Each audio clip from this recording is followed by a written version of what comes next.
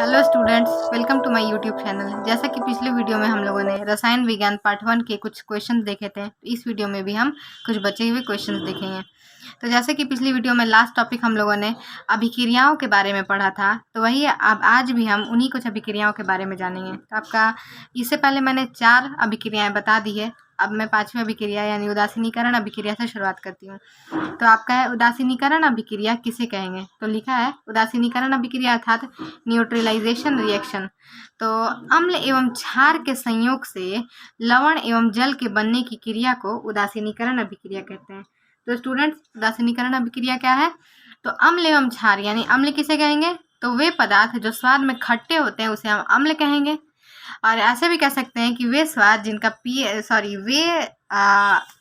वे पदार्थ जिनका पीएच मान 7 से कम होता है और वो स्वाद में खट्टे होते हैं तो उन्हें अम्ल कहेंगे। और वे पदार्थ जो स्वाद में कड़वे होते हो और जिनका पीएच मान 7 से अधिक होता है उन्हें हम क्षार कहते हैं।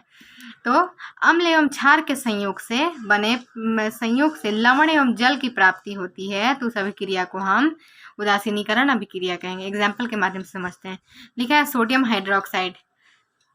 सोडियम हाइड्रोक्साइड का विलयन है, मैंने बताया AQ यानी कि विलयन, कोई भी जलीय सॉल्यूशन, लिक्विड सॉल्यूशन तो है sodium hydroxide plus hydrochloric acid, ये दोनों आपका लिक्विड फॉर्म में है।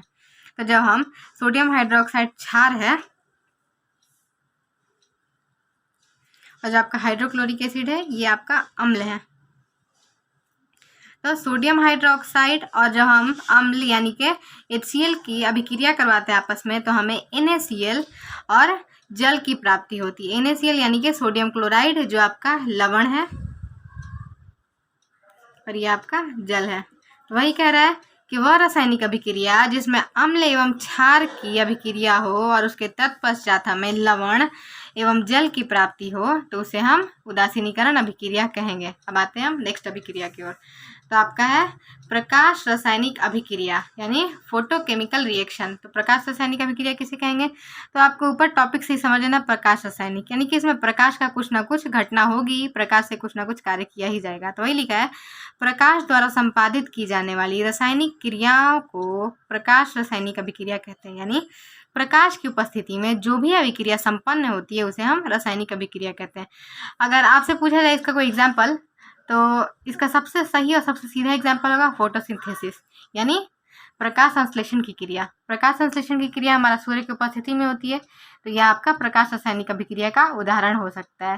क्योंकि प्रकाश संश्लेषण की क्रिया भी जो है, अगर सूर्य उपस्थित ना हो तो ये क्रिया नहीं हो सकती है। तो ये आपका प्रकाश रासायनिक अभिक्रिया का बहुत अच्छा उदाहरण है।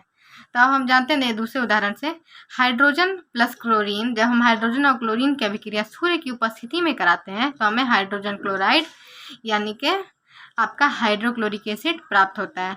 लेकिन अगर हम इस अभिक्रिया को सूर्य की अनुपस्थिति यानी कि प्रकाश की अनुपस्थिति में करवाएंगे तो आपका क्या प्रोडक्ट प्राप्त होगा? तो जब प्रकाश की अनुपस्थिति में हाइड्रोजन और क्लोरीन की अभिक्रिया कराते हैं तो कोई भी रिजल्ट नहीं बनता है, यानी कि हाइड्रोजन और क्लोरीन आपस में क्रिया करता ही नहीं है। और जैसे ही हम इसे सूर्य के प्रकाश में ले जाते हैं तो आपका हाइड्रोजन और क्लोरीन आपस में अभिक्रिया कर हाइड्रोक्लोरिक एसिड बना देता है। तो वही कह रहा है कि प्रकाश द्वारा संपादित की जाने वाली रासायनिक अभिक्रियाओं को हम प्रकाश रासायनिक अभिक्रिया कहते हैं। अब आते हैं नेक्स्ट क्वेश्चन की ओर। तो आपका दूसरी अभिक्रिया है अवक्षेपण अभिक्रिया। अवक्षेपण से ही समझ में आ जा रहा है कि इस अभिक्रिया में अवक्षेप बनेगा। अवक्षेप यानी कि कोई भी ठोस पदार्थ बनेगा। तो अवक्षेपण अभिक्रिया को इंग्लिश में हम प्रेसिपिटेशन रिएक्शन कहते हैं। तो जानते हैं वह रासायनिक अभिक्रिया जिसमें प्रतिफल ठोस के रूप में प्राप्त होता हो उसे हम अवक्षेपण अभिक्रिया कहेंगे। यानी कि कोई भी रासायनिक अभिक्रिया जिसमें प्रतिफल जो प्रोडक्ट बन रहा है वो आपका ठोस के रूप में, कोई भी ठोस पदार्थ के रूप में प्राप्त होता है, तो अभिक्रिया आपकी अवक्षेपण अभिक्रिया कहलाएगी। जैसा मैंने पहले ही बता रखा है कि अगर रासायनिक अभिक्रिया में कोई भी ठोस पदार्थ हो तो उस ठोस पदार्थ को हम अवक्षेप कहते हैं। तो एग्जाम्पल के माध्यम से समझिए कि लिखा है CuSO4 यानी कि कॉपर सल्फेट का विलयन और हाइड्रोजन सल्फाइड की जब हम आपस में अभिक्रिया करवाएंगे तो हमें प्रोडक्ट के रूप में कॉपर सल्फाइड और H2SO4 यानी कि तेजाब हाइड्रोजन सल्फाइड की प्राप्ति होती है। तो आपका जो कॉपर सल्फाइड है वो ठोस होता है यानी कि अवक्षेप के रूप में प्राप्त होता है। और ये जो मैंने एरो साइन दिया है, अगर ये एरो साइन का इंडिकेशन नीचे की ओर रहता है तो किसी भी अभिक्रिया में अगर ये एरो साइन इस रूप से नीचे की ओर रहेगा तो इसका अर्थ हुआ यहाँ पे कोई ठोस पदार्थ है। ये जो पदार्थ है ये ठोस है, जो हमें प्राप्त हुआ है। और अगर यही एरो साइन ऊपर की ओर इंडिकेट किया हो तो ये आपका कोई वाष्प निकल रही है या कोई गैस बन रही है। समझ में आ गया? तो आपका अवक्षेपण अभिक्रिया क्या है? वह रासायनिक अभिक्रिया जिसमें कोई भी पदार्थ आपस में अभिक्रिया करके ठोस या अवक्षेप बनाता हो तो आपका अवक्षेपण अभिक्रिया कहलाएगी। अब आते हैं नेक्स्ट अभिक्रिया की ओर।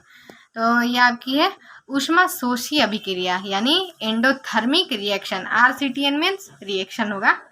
तो हम जानते हैं कि ऊष्मा शोषी अभिक्रिया क्या है।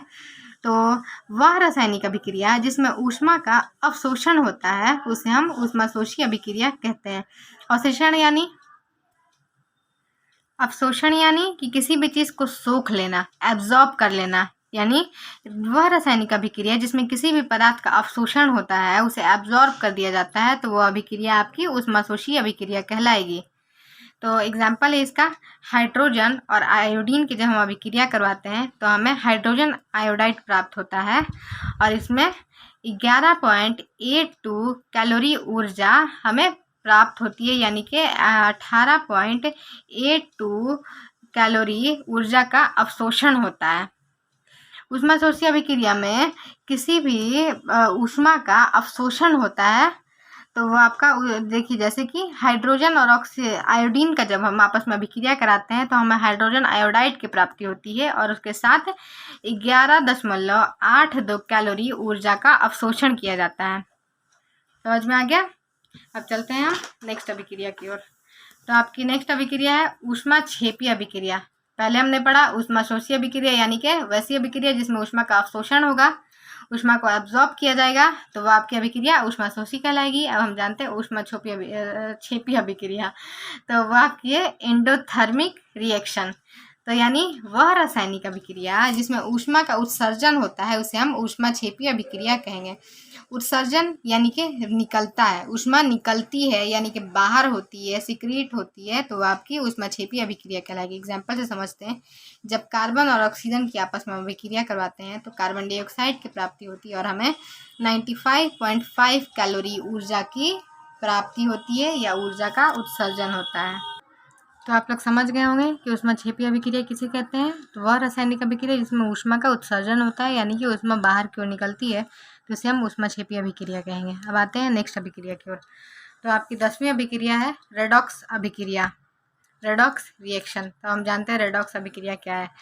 तो एक साथ दो क्रियाएं अर्थात ऑक्सीकरण एवं अवकरण को रेडॉक्स अभिक्रिया कहते हैं, यानी कि वह रासायनिक अभिक्रिया जिसमें ऑक्सीकरण एवं अवकरण अभिक्रिया दोनों साथ साथ होगी तो वह आपकी अभिक्रिया रेडॉक्स अभिक्रिया कहलाएगी। यानी किसी भी रासायनिक अभिक्रिया में जब ऑक्सीकरण एवं अवकरण की क्रिया साथ में होगी, एक साथ होगी, तो वह आपकी रेडॉक्स अभिक्रिया कहलाएगी।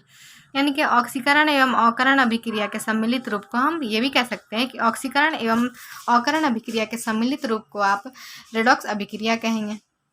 अब आते हैं हम समझते हैं कि ऑक्सीकरण और अवकरण है क्या। तो ऑक्सीकरण किसे कहते हैं पहले ये जान लेते हैं कि किसी पदार्थ द्वारा ऑक्सीजन प्राप्त करने या हाइड्रोजन खोने की क्रिया को ऑक्सीकरण कहेंगे, ऑक्सीकरण या ऑक्सीकरण अभिक्रिया कहेंगे। तो ऑक्सीकरण क्या कहलाएगा? तो जब भी किसी पदार्थ से ऑक्सीजन की प्राप्ति होती हो और हाइड्रोजन को खो दिया जाता हो तो उसे हम ऑक्सीकरण कहेंगे। यानी कि किसी भी पदार्थ द्वारा ऑक्सीजन को ग्रहण करना और हाइड्रोजन का निष्कासन करना ही आपका ऑक्सीकरण कहलाता है। अब हम जानते हैं अवकरण किसे कहते हैं। तो अवकरण किसी पदार्थ या यौगिक के द्वारा हाइड्रोजन प्राप्त करने की या ऑक्सीजन खोने की प्रक्रिया को अवकरण कहते हैं। यानी ऑक्सीकरण में क्या होता है, ऑक्सीजन को प्राप्त किया जाता है और हाइड्रोजन का वियोग यानी कि हाइड्रोजन को अलग किया जाता है, और अवकरण में हाइड्रोजन की प्राप्ति की जाती है और ऑक्सीजन का वियोग यानी कि ऑक्सीजन को खो दिया जाता है। तो समझ में आ गया कि आपका ऑक्सीकरण अभिक्रिया में ऑक्सीजन को प्राप्त किया जाता है और अवकरण अभिक्रिया में हाइड्रोजन को प्राप्त किया जाता है। ऑक्सीकरण अभिक्रिया में हाइड्रोजन का निष्कासन किया जाता है और अवकरण अभिक्रिया में ऑक्सीजन का निष्कासन किया जाता है। समझ में आ गया होगा। अब एग्जाम्पल से समझते हैं कि कैसे आखिर रेडॉक्स अभिक्रिया यानी ऑक्सीकरण एवं अवकरण की क्रिया साथ में होती है। तो आपका लिखा है क्या है, copper oxide CuO। Copper oxide और हाइड्रोजन जब आपस में क्रिया करते हैं तो हमें कॉपर और जल H2O की प्राप्ति होती है। तो हम ये समझेंगे कि कहाँ पे ऑक्सीकरण की अभिक्रिया हो रही है और कहाँ पे अवकरण की अभिक्रिया हो रही है। तो यहाँ पे देखिए आप CO यानी कि कॉपर ऑक्साइड के साथ ऑक्सीजन था। तो मैंने कहा कि कॉपर ऑक्साइड से ऑक्सीजन अलग हो रहा है। देखिए यहाँ पे आपका कॉपर ऑक्साइड है और रिएक्शन के फलस्वरूप आपका कॉपर अलग हो गया है और ऑक्सीजन कॉपर से अलग कर दिया गया है। तो यहाँ पे देखिए ऑक्सीजन का वियोग हो रहा है, यानी कि क्या कहा मैंने कि जब भी किसी पदार्थ के या यौगिक के साथ ऑक्सीजन को निष्कासित या ऑक्सीजन का वियोग हो या ऑक्सीजन को खो दिया जाए उस पदार्थ द्वारा, तो क्रिया आपकी अवकरण कहलाती है। यानी कि देखिए यहाँ पे कॉपर से ऑक्सीजन अलग हो रहा है, तो ये आपकी कौन सी अवकरण अभिक्रिया कहलाई। और यहाँ पे हाइड्रोजन जो है ऑक्सीजन के साथ आकर मिल रहा है, तो ये आपकी ऑक्सीकरण अभिक्रिया कहलाई। यानी कि मैंने कहा कि ऑक्सीकरण अभिक्रिया किसे कहेंगे कि जिसमें ऑक्सीजन का संयोग होता है, और अवकरण अभिक्रिया किसे कहेंगे कि जिसमें ऑक्सीजन का निष्कासन या ऑक्सीजन को वियोग या ऑक्सीजन को खो दिया जाता है। समझ में आ गया।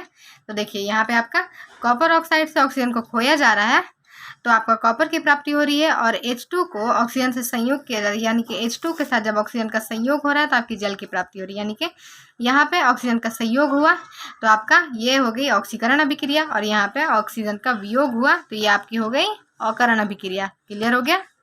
अब आते हैं हम नेक्स्ट टॉपिक की तरफ। अब आपकी सारी अभिक्रियाएं जो महत्वपूर्ण अभिक्रियाएं थी वो मैंने बता दी। अब आते हैं दूसरे टॉपिक की ओर। अब आपका दूसरा टॉपिक है रासायनिक अभिक्रियाओं के लक्षण या प्रकृति, या आप गुण कह लीजिए। यानी कि रासायनिक अभिक्रियाओं में कौन कौन से गुण होते हैं या उनकी प्रकृति क्या क्या होती है, यानी कि रासायनिक अभिक्रियाओं में कौन कौन सी क्रिया होती है या उनके फलस्वरूप कौन कौन सी चीज़ें बनती हैं। तो हम जानते हैं पहला लिखा है गैस की उत्पत्ति, यानी कि रासायनिक अभिक्रियाओं के फलस्वरूप हमें गैस की उत्पत्ति या गैस का निर्माण होता है। अब दूसरा जानते हैं कि अवक्षेप का बनना। रासायनिक अभिक्रिया में अवक्षेप बनता है, यानी कि कोई भी पदार्थ जो ठोस के रूप में हो वो बनता है। अब तीसरा है रासायनिक अभिक्रिया में लिखा है रंग परिवर्तन, यानी रासायनिक अभिक्रिया में किसी भी पदार्थ का रंग परिवर्तित हो सकता है। अब चौथा जानते हैं तापमान में परिवर्तन, यानी रासायनिक अभिक्रिया के फलस्वरूप किसी पदार्थ या यौगिक के तापमान में परिवर्तन हो सकता है। अब आते हैं पांचवा और लास्ट, अवस्था में परिवर्तन, यानी कि अगर कोई पदार्थ सॉलिड में होगा तो वो लिक्विड में भी हो सकता है, गैस में भी हो सकता है, या तो फिर आपका सॉलिड में ही रह सकता है। तो वही लिख रहा है कि रासायनिक अभिक्रियाओं में गैस का निर्माण होता है, अवक्षेप बनता है, रंग भी परिवर्तन होता है, तापमान भी चेंज हो सकता है, और आपका अवस्था में परिवर्तन, यानी कि आपका सॉलिड, लिक्विड या गैस किसी भी रूप में परिवर्तित हो सकता है। ये जो पांचों चीज़ें हैं ये आपकी रासायनिक अभिक्रियाएं का लक्षण कह लीजिए, गुण कह लीजिए, या प्रकृति कह लीजिए। आपका ऑक्सीकरण, ये रासायनिक अभिक्रिया में ये सारी क्रिया विधि होती है, यानी कि गैस भी बन सकता है, अवक्षेप भी बनता है, रंग में भी परिवर्तन होता है, तापमान भी परिवर्तित होता है, और अवस्था में भी परिवर्तन होता है। अब इसे ये मत समझिएगा कि सभी क्रियाओं में होता ही होता है, ये पांचों चीज़ें सभी क्रिया में होगी ही होगी, नहीं। कोई भी एक क्रिया, यानी कि किसी भी रासायनिक अभिक्रिया में या तो आपका गैस बनेगा या गैस और अवक्षेप दोनों बन सकता है, या उसका रंग परिवर्तित हो सकता है। ज़रूरी नहीं कि ये पांचों चीज़ें एक साथ हो ही, इसमें सिर्फ ये बताया जा रहा है कि रासायनिक अभिक्रियाओं की ये गुण है, यानी कि ये सभी क्रियाएं रासायनिक अभिक्रियाओं में होगी। अब फ्रेंड्स आज के लिए बस इतना ही। आगे की वीडियो में कुछ और अन्य टॉपिक बचे हुए हैं, उसके बाद हम नए टॉपिक की ओर चलेंगे, नई यूनिट की शुरुआत करेंगे। तो फ्रेंड्स कैसी लगी मेरी वीडियो ज़रूर बताइएगा, और अगर आपको मेरी वीडियो पसंद आई हो तो उसे लाइक कीजिए, शेयर कीजिए और सब्सक्राइब कीजिए। Thank you.